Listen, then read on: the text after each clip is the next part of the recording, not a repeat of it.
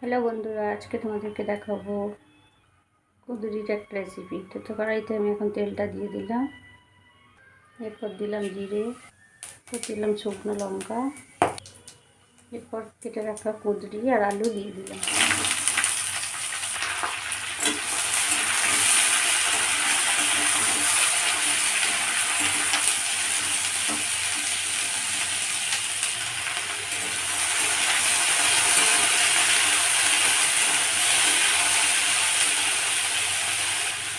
এরপর এখানে নুন দিয়ে দিলাম এখানে হলুদ দিয়ে এবার এটা ভালো করে ভেজে নিতে হবে।